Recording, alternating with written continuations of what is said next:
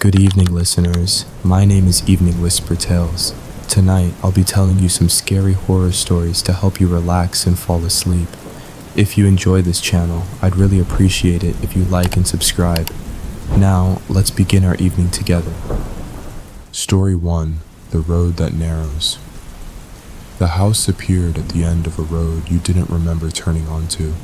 Not the kind of road that felt secret or adventurous, more like the kind you slip into by mistake, the way a thought wanders when you're tired. The asphalt thinned into patchy gray strips, then into something more like packed dirt. Trees crowded close on both sides, their trunks pale and straight, their branches braided overhead like ribs. You drove slowly because the air seemed thicker here. Your headlights didn't travel as far as they should have.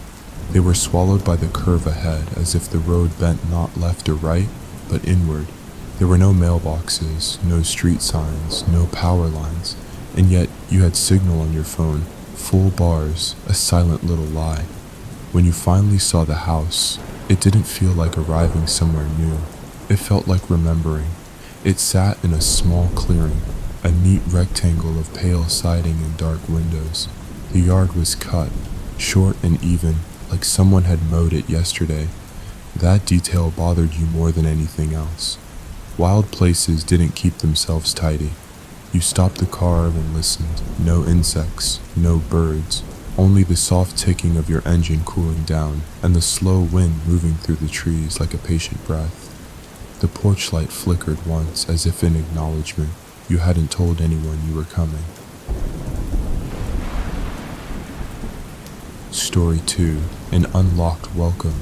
The front steps creaked under your shoes, but not with the sharp complaint of old wood. The sound was softer, almost conversational, like the house was clearing its throat. You paused at the door. The knob was cold, though the air outside wasn't.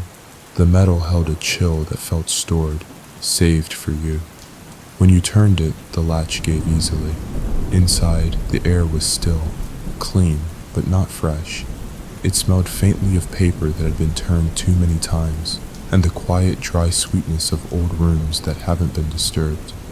The entry hall was narrow and long, with a runner rug patterned in small flowers that repeated too perfectly, like a copied memory. Your footsteps sank into the rug with a gentle hush. On the wall to your left hung framed photographs, not of people, of rooms, empty rooms. A staircase photographed from below, a closed pantry door, a corner of a ceiling with a hairline crack. Every picture was labeled with a tiny brass plate. Upstairs, hallway, kitchen corner, guest room, basement door. You leaned closer, and the plates seemed slightly warm, as if someone had touched them recently. At the end of the hallway was an open doorway leading into a sitting room. A fireplace sat cold and clean, a stack of logs arranged beside it like decoration. Two armchairs faced each other, angled as though an invisible conversation had been paused mid-sentence. On a small table between them, a glass of water waited, so clear it almost looked unreal. You didn't drink it. Some part of you, quiet and deep, had already started counting exits. Story 3: The House Keeps Time. You walked room to room, expecting signs of abandonment. Dust in corners, cobwebs strung like thin lace, the smell of damp rot. But the house was careful. Each surface was clean. Each curtain hung straight. Even the air felt maintained, the way a museum air feels, filtered, preserved. In the kitchen, the cabinets were closed and aligned neatly. The counter held a bowl of wax fruit, apples too shiny, grapes too perfect. When you touched one, it didn't move. It was heavy, fixed in place like part of the counter itself. The refrigerator hummed softly, plugged in, running. You opened it and found it empty except for a single carton of milk and a small plate covered with plastic wrap. Under the wrap, 2 slices of bread, not toasted, not fresh. Just bread, pale and expectant. You shut the fridge and stared at your reflection in the dark stainless steel. Your face looked normal, but your eyes, Looked like you were waiting for someone else to blink first. In the hallway again, a grandfather clock stood against the wall. It was tall and graceful, with glass that showed the brass pendulum swinging. Tick, tock, tick, tock. You listened and realized something was wrong. The sound didn't match the motion. The pendulum moved too slowly for the ticking, like the house had set the sound ahead of the time, like it was eager. Your phone buzzed suddenly, a calendar notification you didn't remember setting. Bedtime. No time attached, just the word, and then silence again. Story 4. A bedroom already made. You found the bedroom at the top of the stairs, the guest room from the brass plates. The stairs were carpeted, and each step muffled your weight as if the house didn't want you to feel how far you were going from the front door. The upstairs hall was darker than it should have been. Even with daylight filtering through the windows at either end, the light seemed to weaken as it traveled, like something drank it. The guest room door was open. Inside, the bed was neatly made with a pale quilt, patterned in tiny stitched squares. Pillows fluffed, corners tucked so sharply they looked pressed by a machine. On the nightstand, a small lamp and a closed book with no title on its cover. You ran your finger along the top edge of the headboard, expecting dust. Nothing. The closet door was slightly ajar, just enough to show darkness inside. You stepped closer and the scent changed. Less paper, more fabric stored too long. The kind of smell that makes you think of packed suitcases and closed trunks. You pulled the closet door open. It was empty, but the emptiness was wrong. Not the normal empty of unused space. More like the room was holding its breath, waiting for clothes that had stepped out for a moment and would return. You shut the closet. The soft click of the latch sounded too satisfied. Downstairs, the grandfather clock struck once, though it wasn't near any hour you knew. Story 5. The First Whisper. Night came gently, as if the sun set slower here. You tried to leave before it got dark. Truly, you did. You found your keys on the kitchen counter where you didn't remember setting them. You walked to the front door, hand on the knob, and paused. Because you couldn't remember unlocking it. You turned the knob anyway. It opened. Beyond the porch, the yard was wrong. The trees stood where they had before, but the road behind them was gone, swallowed by shadow as if the forest had quietly stepped forward while you weren't looking. Your car sat in the clearing, exactly where you left it, but when you stared at it long enough, you felt a strange certainty. The car was farther away than it had been, not by a visible distance, by a feeling. You took one step off the porch, and the porch light clicked on behind you. A small sound, domestic, polite. You looked up. In the upstairs window, a shadow moved, not like a person crossing, but like a curtain being drawn from the inside.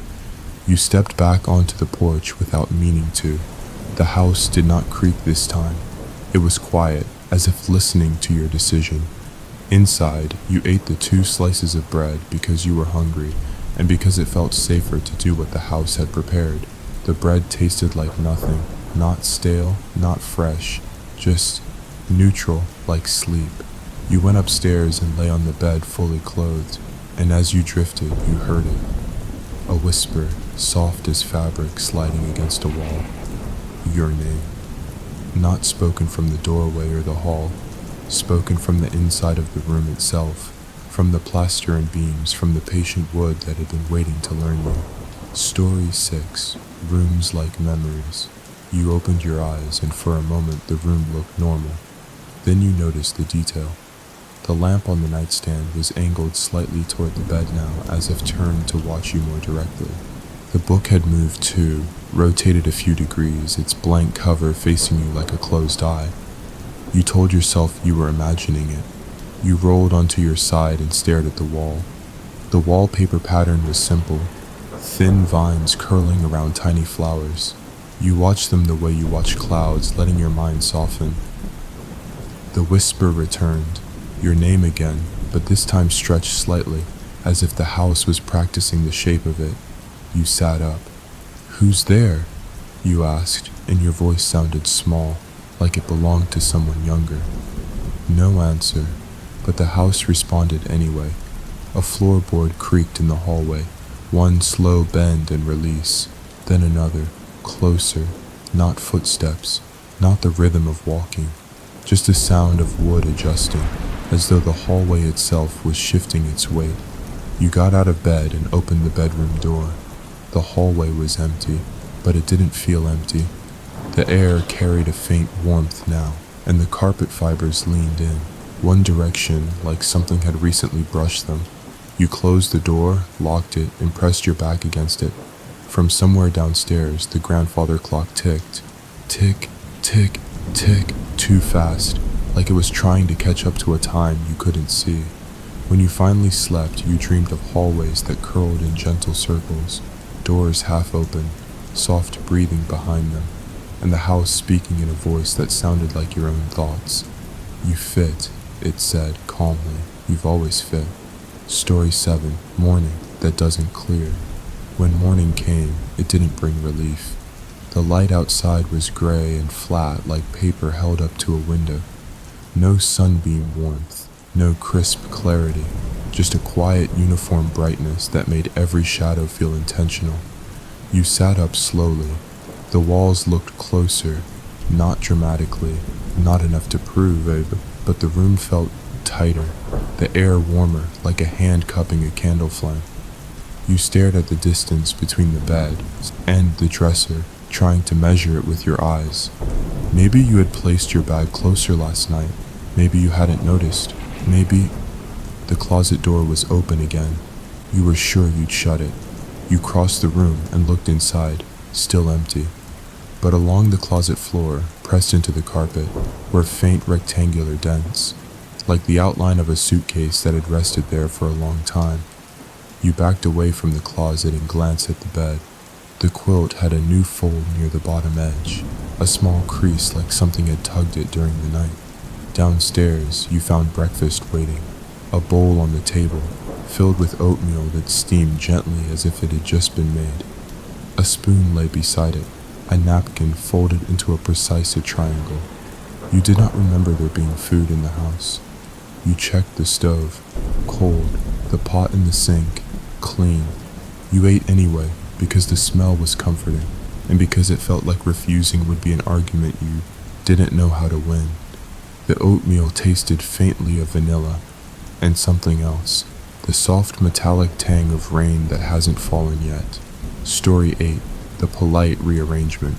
You tried to leave again after breakfast. This time you were more practical. You packed your bag, kept your phone in your pocket, held your keys in your hand like a talisman. You walked straight to the front door and opened it wide.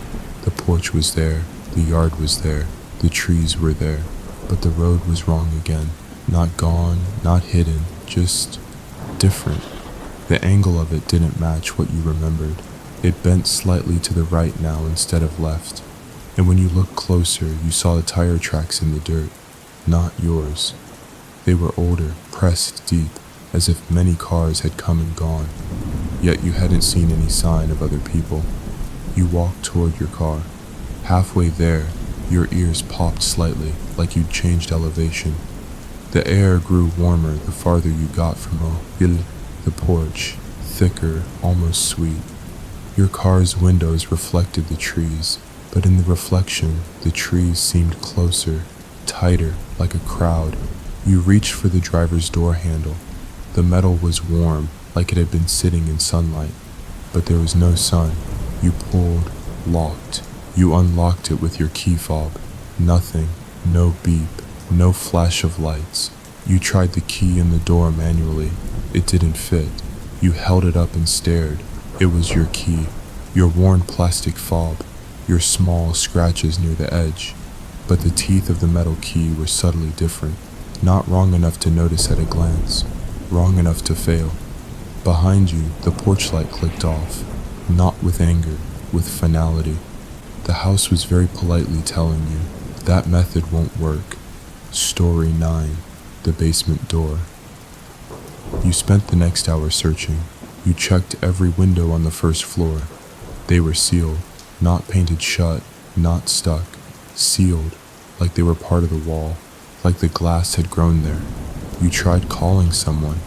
Your phone rang once, then displayed "call failed." Your signal still showed full bars. You tried opening maps.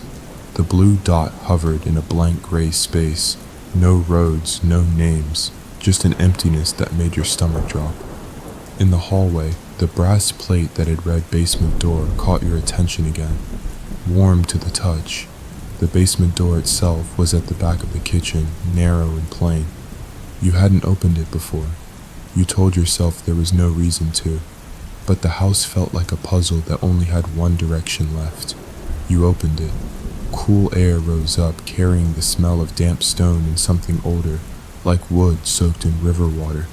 The stairs descended in a tight line. A single light bulb hung overhead, already on, swaying slightly though there was no breeze. You stepped down. Each stair creaked differently, like each one held a different opinion about your presence. At the bottom was a small concrete room, empty except for shelves along one wall. On the shelves, dozens of small notebooks. They were arranged neatly, spines out, each labeled with a name in careful handwriting. You leaned closer, names you didn't recognize. Then one you did, your name. The notebook looked newer than the others, the ink darker, the paper edges clean. You reached for it, and from above, the basement door swung shut with a soft, gentle click, not slammed, closed like a parent turning off the light. Story 10, the notebook. That nose, the light bulb stopped swaying. The basement was still. You turned quickly toward the stairs and ran up 2 steps before you realized that the door wasn't at the top anymore. The staircase ended in a wall of bare plaster where the door should have been, smooth and seamless as if it had never existed. You pressed your palms against it. Cold, solid, real. A laugh threatened to rise in your throat, not from amusement, but from the mind trying to escape panic by turning it into something absurd. You stepped back, breathing hard. The notebooks waited quietly behind you. You picked up yours because having something in your hands felt better than having nothing. The cover was plain and dark, the kind you might buy in a supermarket. No decoration, no title, just your name written on a small label. You opened it.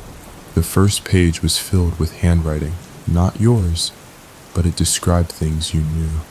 A childhood bedroom with a crack in the ceiling that looked like a lightning bolt. A school hallway that smelled like floor cleaner and oranges. A friend's laugh that always came out like a cough at the end. You flipped pages faster. The writing continued, specific, intimate, impossible. Moments you hadn't thought of in years, recorded with careful detail, like someone had been taking notes from inside your head. Near the middle of the notebook, you found a page that was blank except for one sentence. Tonight, you will dream of the upstairs hallway. As you read it, you heard the grandfather clock above you. Tick, tock, slow, now. Story 11. The door that isn't there. You tested the plaster again, like repeating the same experiment might yield a different truth. Your knuckles rapped on the wall where the door had been, and the sound came back dull, as if the wall were thick with something soft behind it.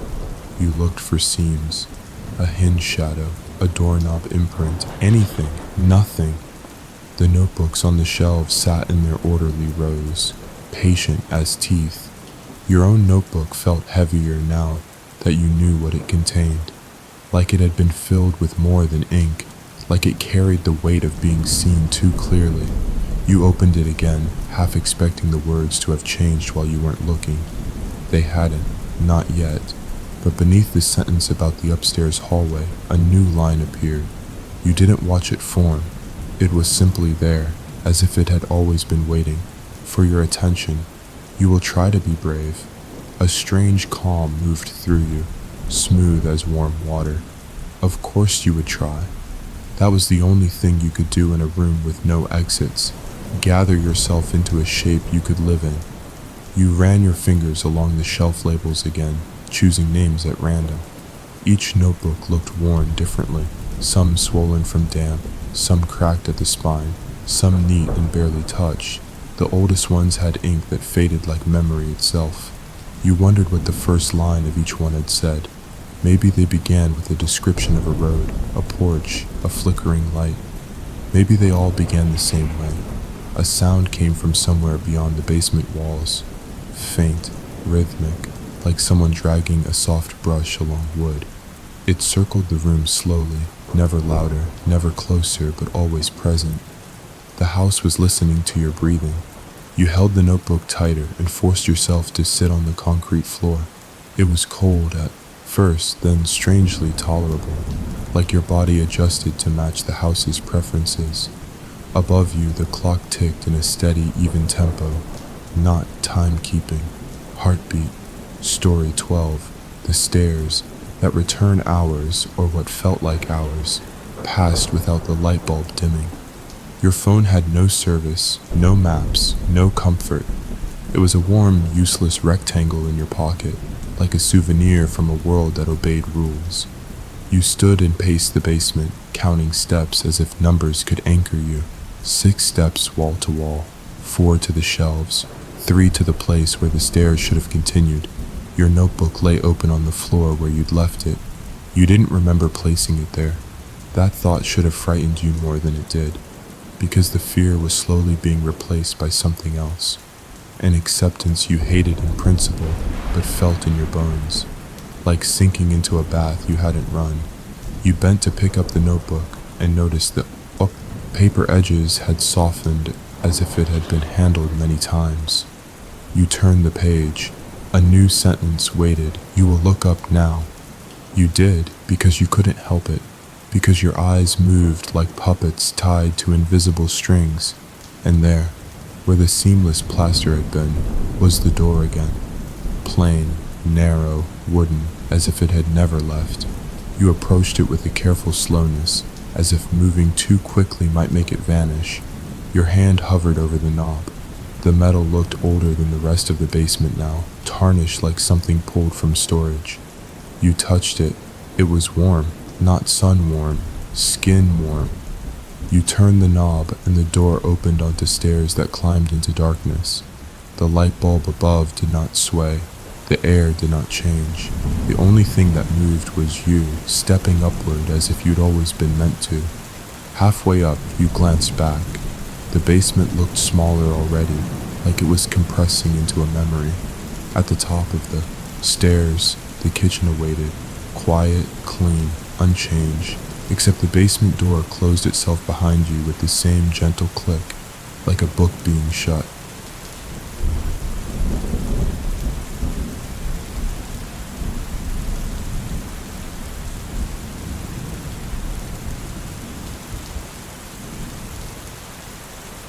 Story 13. The house rearranges your day. The kitchen clock above the stove showed a time that made no sense. Hands positioned between hours, as if the house hadn't bothered to align them with human expectations. The refrigerator hummed with calm persistence.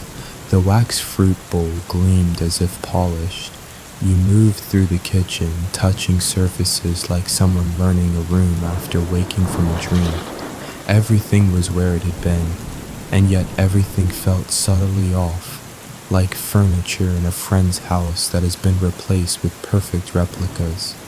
On the table, a folded piece of paper waited where your oatmeal bowl had been earlier. You unfolded it. It was blank at first, then, slowly, so slowly you questioned whether it was happening. Ink darkened into words. Upstairs hallway. Not yet. First, wash your hands. Your mouth went dry. Your hands were already clean. You hadn't touched dirt. You hadn't done anything that required washing. But your body moved anyway, guided by the quiet certainty that disobedience would not be punished with violence, but with inconvenience. With rearrangement, with a gentle tightening of the world until you fit the shape it demanded. You went to the sink. The faucet turned on without resistance. Water ran at a perfect temperature, neither hot nor cold. You washed your hands. As the water flowed, You noticed something in the sink basin, a faint ring, like the mark left by a cup that had been there a long time. Only this ring wasn't on the metal, it was on the water itself, a circle that held its shape no matter how the stream hit it, as if the water remembered where something had once rested. You turned the faucet off quickly. Behind you, from somewhere in the hallway, the grandfather clock struck once. You checked your phone again. The screen lit up, showing the same notification as before. Bedtime. This time, beneath it, a second line. Soon. Story. 14. The sitting room conversation. Avoided the upstairs hallway at first. You told yourself you needed information, leverage, logic, something sturdy. So you returned to the sitting room, the one with the cold fireplace and the 2 chairs angled for company. The chairs were closer together now, not much, just enough to be intimate. On the table between them, the glass of water had changed. A thin film of condensation clung to it, as though it had recently been held.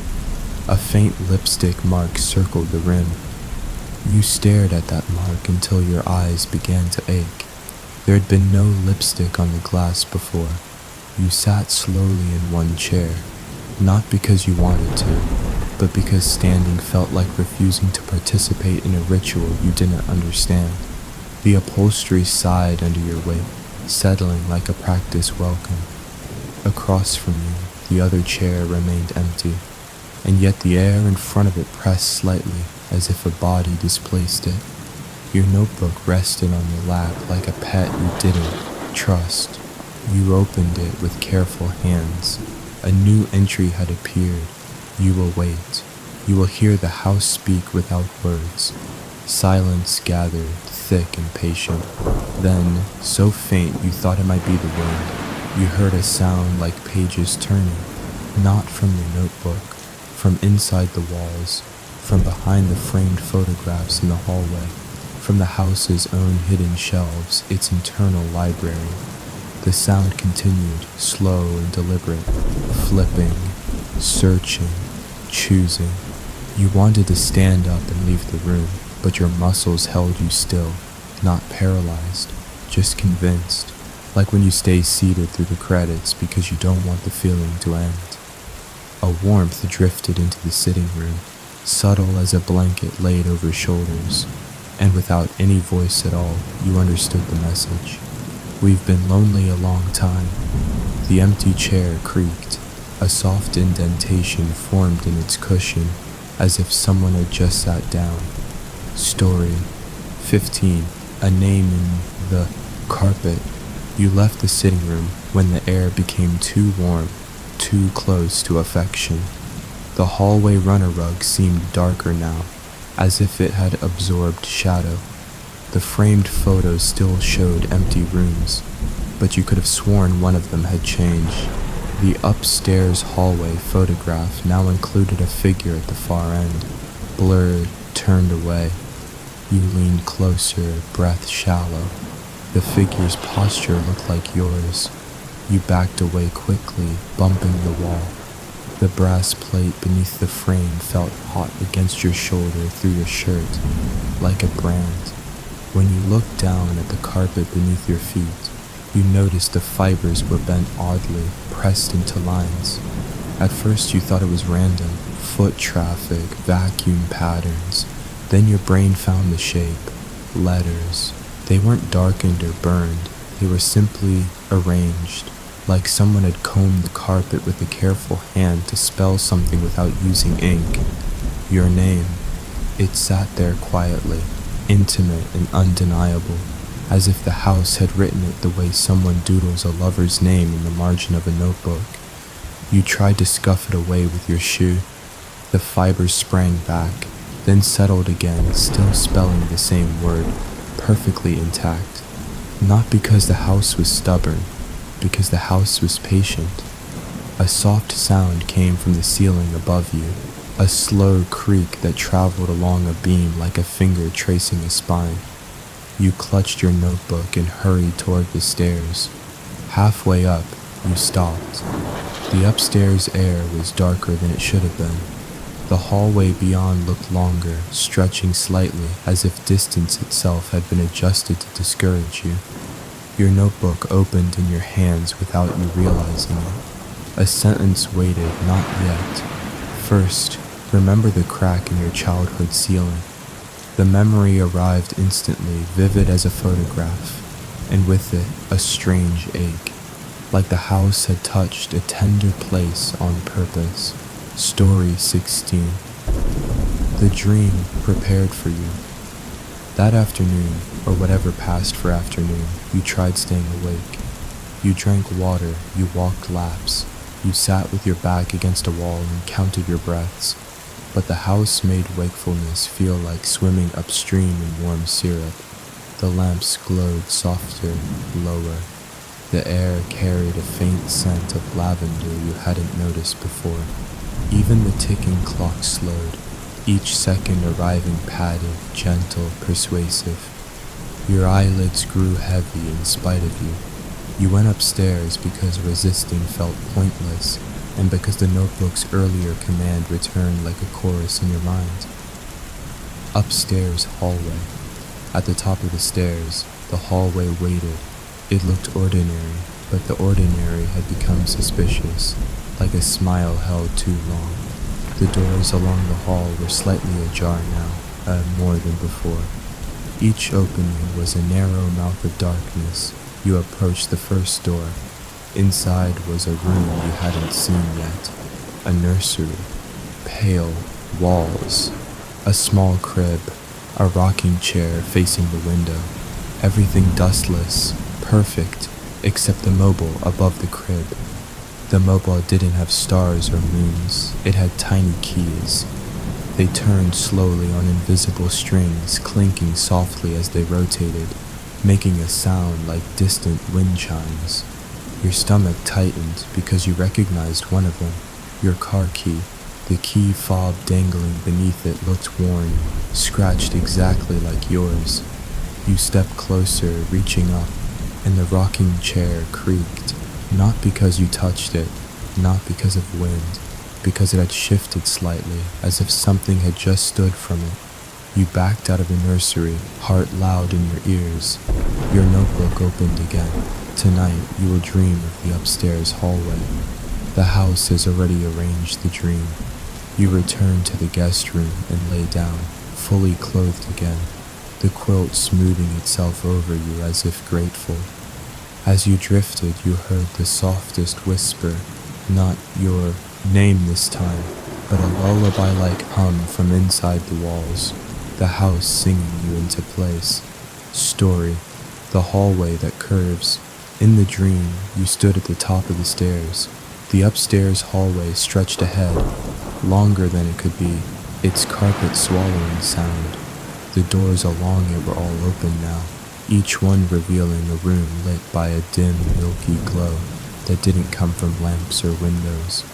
You walked forward, and the hallway curved so gently you didn't notice at first.